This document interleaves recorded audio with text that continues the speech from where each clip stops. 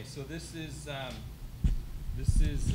from the Ephesians, and starts on chapter 5, verse 22. Wives and husbands, you guys have heard this one before probably. It says, be subordinate to one another. Out of reverence for Christ, wives should be subordinate to their husbands as to the Lord. For the husband is head of his wife. That's pretty cool. But wait a minute. Wait a minute. Wait a minute. There's more. There's more. Dang it. Dang it. That's not it. Keep reading.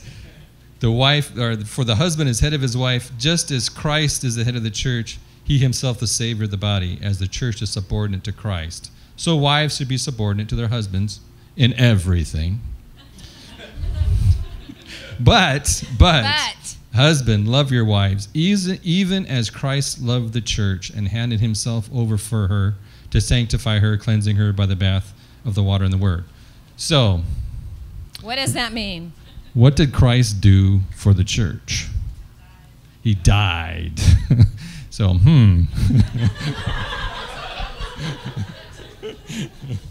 It's in the Bible. So, yeah. So, but you know, what a great word that is for husbands, you know, like, because for men, we're very visually oriented, we're very active oriented, we kind of want our way in things. But God says you have to die for your wife. Be willing to die for So you have to die to yourself, right? You have to give those things up to benefit the marriage and benefit your wife. And that's not easy to do. So I love football. I love soccer. And so, you know, I missed a couple games today. It was on TV. And because I had chores for him to do. You know, so, but it, you know, it's worth it, because the marriage and the joy you get out of marriage is better than any joy or happiness I get out of watching that football game or that soccer game or doing the things that I like to do, whatever it is that you like to do. The joy of that marriage and that relationship that we have way outpaces anything like that. You got to give it that chance. It doesn't seem like it, but you just got to let go, die to yourself, and give it that chance. So let's talk about what that means for the wife. It says, be subordinate to your husband. What does that mean? What that means is that, and this is something that is very hard for women today. It means let him be the husband. Okay? That is very difficult. It means let him be a protector. Let him be the head of the household. Let him guide the spiritual power of your family. That is what they're saying is to make a happy Christian family. You need to let him be that person that God has made him to be. For women, that's hard for us to give up that power. You know, we were talking about it means you have to be in the kitchen and cook. Are you ever in the kitchen and cooking? Yes, but you are too. But that's and it's working together that makes that marriage work. And understanding that each one of you has a very important role in that family.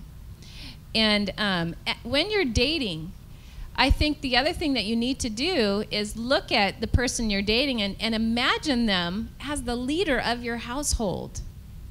Could that person lead the spiritual life of you with the help of you for your children? Is that the kind of person that you're dating? Okay, that potential person you're marrying. Could they fill that role? And if they can't, you have to think maybe this isn't going to work, because they need to. Okay, and we need to let them do that. Right, but it doesn't mean if you guys that know Carol, you know that being what she's saying doesn't mean you're meek and mild and you do whatever your husband says in that way. And that's not the way. It's the spiritual. You're in it together. I'm pretty independent. Yeah, which I like. right? Which is great. You like that, don't you? Yeah. So, but it's a partnership. It's together, and you complement each other. So I'm going to go off. We didn't talk about this part, but I don't know if you guys have heard me talk about this before. But I'm definitely afraid of heights. So I don't like heights.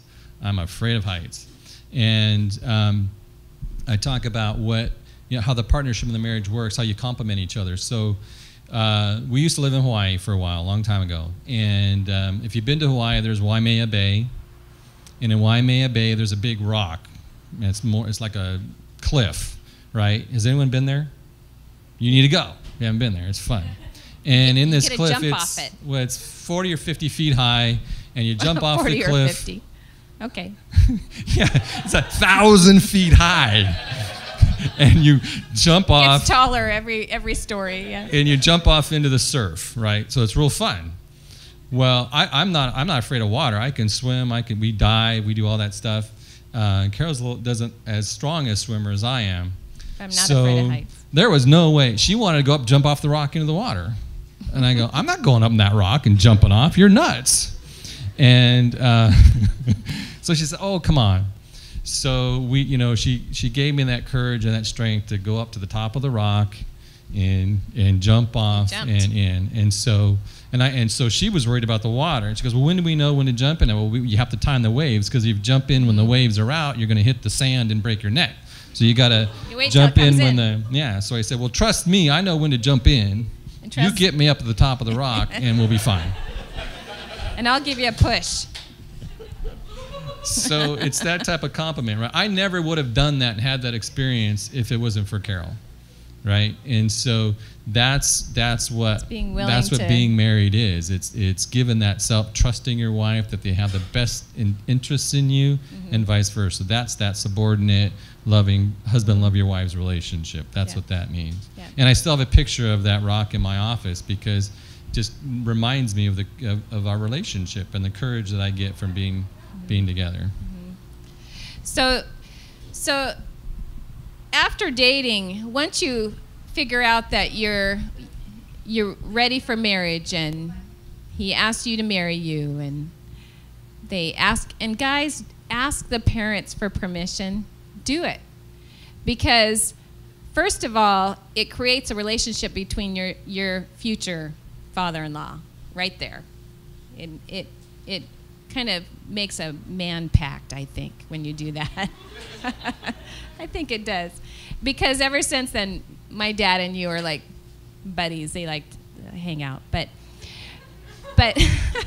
I think that's really important, and to get that permission. But the other thing is, once you're engaged, your engagement then is your opportunity to further grow as a couple. But now you need to introduce another entity into this relationship if you haven't done it already, okay? And that is the third point of the triangle, because we always look at marriage as a triangle. There's you, and then there's him or her that you're engaged to, and then there's God. And that triangle is going to keep you married for the rest of your life. I truly believe that. After 30 years, almost 30 years of marriage, that is going to keep you going, is that triangle. And when our triangle has become weak, that third party is weak, our marriage becomes weak. It does. We can count on it. When that starts to get weakened, our marriage starts to break. And then when we start to come back to bringing in that third party, Christ, then we get stronger again in our marriage. So that's part of engagement, is strengthening your triangle before you get married. So engaged encounter is one way to do that. Making sure that you're talking to a priest and get married in the church, and have a sacramental marriage. All of those things are going to strengthen that triangle to solidify your marriage for the rest of your life. And we truly believe that. Yeah, because remember, we're made in God's image. God's a Trinity. There's three people there, in His image, and marriage reflects that Trinity. And as you get older and you've been married a while, you've been married 30 years, our kids are grown. Thank goodness they live here in the community with us, so we get to see them, and they're married. So you go through that early part of your marriage where everything's passionate and fun, then you have kids, and it's not as passionate and fun anymore, but it's a different kind of fun. It's a different kind of fun. It's a different kind of fun. And then you go through the teenage years. Which isn't fun at all. Yeah, well, you know. It's a different kind of fun. It's a different kind of fun. It was a different kind of fun. Right. It wasn't you. It was your sister. Oh, I don't know. There were times, but it's a different kind of. It's another challenge, but a different kind of fun for sure. And then you have that, and you're alone again. It's just the two of you with God again, and that's why you need to make sure that you have that triangle there. That because marriage is community and procreative. Once the procreative part of the children part is done, you still can create life in your community by being a model for the community and helping and giving back, like doing things like this, being involved in the church in different ways and in charities and volunteering. You're still giving that life, your life that God gives you, out to the community, even though your children years of giving life are done and you've moved on from that. Keeps your marriage strong and gives it a purpose. Right. And I think that's the other thing that in marriage is that you have a purpose. And so I know with us, the other thing that has kept our marriage strong is doing things together for the, in the church, things like this, keep our marriage strong because it gives us that purpose, continues that purpose, that giving life. And so that's something else that you want to always remember in any relationship, just always keeping a purpose there, having a purpose. And trust the church. Trust the church's teachings on marriage. There's a lot smarter people than us that have talked about this and thought about this for 2,000 years. You think you're so smart until, so until you're in it, and then you're teachings. like, I guess I wasn't as smart as I thought. Yeah. So we could talk forever, or we can... So how does this all relate? Take questions. I was going to bring it back to our wine-making experience. Because you're probably wondering, did you ever make good wine? So finally, actually we did while you were gone. We made our grapes are finally at that point where we're getting enough, and we had one batch that turned out okay. But we're still looking forward, just like marriage, we're still looking forward to making that perfect batch. We're looking forward to that, and that's our goal. That's our purpose. Is we're gonna do it someday together. We're gonna make that perfect wine. So there you go. You want to have that in your marriage. You're going to always think, I'm going to make that perfect marriage, that perfect wine. It's not going to be instantaneous. It's going to take years of practice and lots of nurturing and lots of care, but it will happen. And the last thing we want to tell you is the other thing to always think about when you're in a relationship, whether you're dating, you're engaged, you're married, is always remember that your first goal in that relationship is to help that other person reach the ultimate goal, and that's heaven. If you always keep that in mind, and we try to we remind each other constantly that, if there's something that we don't like, we'll say, but it's the right thing to do. It's just reminding each other that, I'm telling you this because I really want to be there with you in heaven someday. That is the purpose. That is the main goal that you should be looking at, is helping that other person get there. What a perfect example of Christ's love, is helping somebody else get to heaven. So that's helped a lot too. And talking to people like you guys tonight and doing Life Teen and all the things that we do helps us do that. Helps to encourage each other to that ultimate goal of heaven. So is there any comments or questions? How are the grapes doing this year? Great. Yeah, I got They're some doing good. really but good. I'm doing everything that I'm supposed to be doing finally. So I sprayed them for the fungus. I'm not overwatering, and I have some really good grapes coming out. So Yeah. I'm hopeful this is the year, huh? Maybe. And what happened? So here's what Maybe. happened. So this week, so what night was it? Tuesday night or Wednesday night? Something. I mean, it's been a long day at work. We both have real jobs, and to pay the bills. And then we had things going in the evening. And I come home and I'm tired, and she says, well, one of the wires holding one of the grape plants up broke, and it fell down, all the grapes on the ground. This is like teenage years. Yeah. And I said, do we have to do that tonight? The wire has broke. We need to fix it now. So, yes, we need to go out there and fix it. So now. we went It was out like and we 9 fixed o'clock it. at night. We got to do it now because they're on the ground. On the ground. Got to save the grapes. Yeah. Good question. If we have a good batch this year, who's ever over 21 and can partake, we'll have you over and we can have a glass of wine. Yeah. Yes. What kind of grapes are they? Little green grapes. Yeah. That I know. that was my dad's suggestion. Do the little green ones. There's some Chardonnay. There is little green ones, and Yeah. then there's 3 or 4 Chardonnay and Couple some Merlots. Merlot. The Merlots won't have enough this year. They're on their 3rd year right now, and so they have some grapes on it, but it won't be enough for next year. I'm hoping maybe we'll have some Merlot. But my dad, I got to tell you, the kind of wine he makes them from little green grapes, and that's what he calls it. He doesn't know what they are. He planted them years ago, and if you ask him, he's like the little green ones. And the reason why we were teasing about batch number 2, there was one year, he made an excellent batch of wine. It was fantastic. It was really good. And I said, and he goes, I used the little green grapes. He said, I don't know what happened. It was a perfect year, and it had on the bottle 2. And so we tease now, from now on, we compare all the wine he makes to number 2. We say, that's good, but number 2, that was it. That was the year. Number 2. Yes. So you said you were good friends first, and then you started dating. How long were you dating before you became engaged? And how did you decide that was like one of you? Do you want me to tell this story?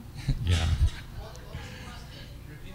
So she wanted to know how long we were friends, and how long was it after we had become friends that we ended up being engaged. And what happened was I was actually engaged to someone else.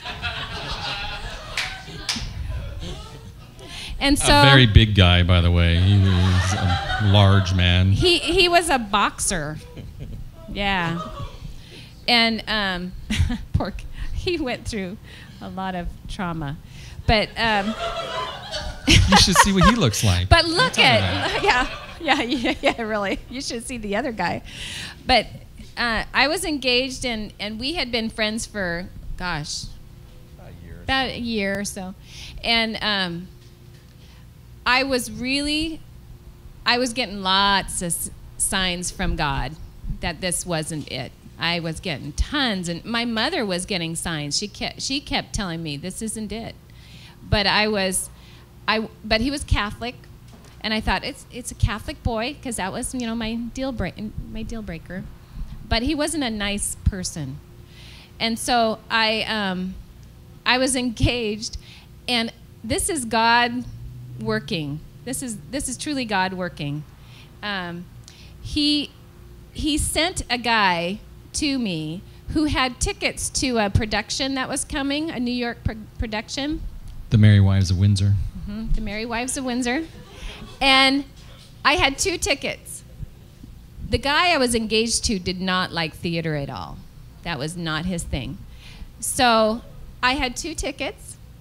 And so I'm asking around, anybody want to go to this? And everybody was busy. Finally, I asked Mike, I said, I have 2 tickets to Merry Wives of Windsor. And he was in theater with me. And I said, do you want to go? And he goes, okay. I tell you what, by the end of the date, I knew I was going to marry you. I knew it. I knew it, because here was my list, right? I'm doing the list in my head. Here's my list The only thing is I didn't know you were a Catholic until the next date, and then I found out you're Catholic. It's like my list is complete now. But but I had my list, and I looked at the list of the guy that I was engaged to, and hit the right side of all the good things was so much shorter than the left. The left was full of warning signs. And then when I looked at Mike and saw my list, I had that right side was really long and the left side was short. And I knew by the end of our first date, when we went to Mary Wise of Windsor, I looked at him when we were at the end of the date, you know, because he was kind of confused going, aren't you engaged to this big boxer guy? You know, he was a little worried. And he drove me home, and we were sitting in the car, and I looked at him, and I said, he asked me that. He goes, aren't you engaged to you know? And I said, not anymore. And I got out of the car and ran to the house. And he said he sat there just kind of going, what was that about? What just happened? And the next morning I called him and said, it's off. So. Yeah, and just, you know, for me that it was God. Yeah, that and was it God. was I Thank goodness. it was we went to Yakima Valley Community College, and there was scholarships for theater there, and that was the only way I would have been able to go, and my friend said, well, we got to try out for these scholarships, and so I said okay. But the last minute, he says, well, he's not going. But I still went and tried out, and I got the scholarship. I almost did. Had I not, we never would have met, because we met during doing the plays together. But that, for me, it was, there was just such this ease of relationship and friendship, and we liked the same thing. We both came from larger families. We had lots of brothers and sisters, and we just talked about that. And we grew up within a couple blocks of each other. But didn't realize it in Yakima, and because she was a good Catholic girl, went to Catholic schools. I went to public schools. We found out when we were little, we went to same functions that we didn't know we were going to that we were in at the same time. Yeah. We didn't know that. The first time I met her grandma, she quizzed me on the catechism. She's a little, like, 4'10" woman. She was about 80 pounds, but she was intimidating. She excused me because I went to public school, and it was okay. I didn't know my catechism, but you went to Catholic school, and you were supposed to know. I know. Yeah. And then she looked at me and asked me, and I was like, And you know the question she asked? Why did God make you? Yeah, the big one. Number one. Yeah, number one. That's the number one question. So we dated for about a year and a half. We were only engaged for 4 months, just long enough to go through marriage prep. Yeah, we went to engaged encounter. And yeah.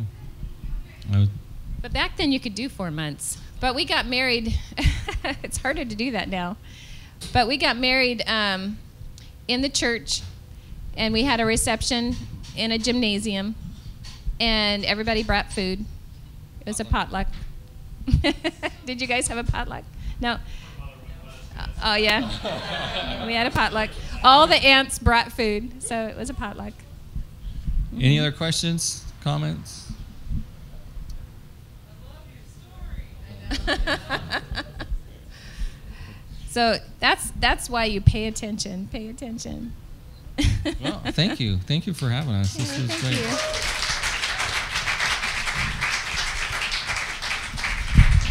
Let's have some more music from the Adventure Dirt. The Adventure Dirt team.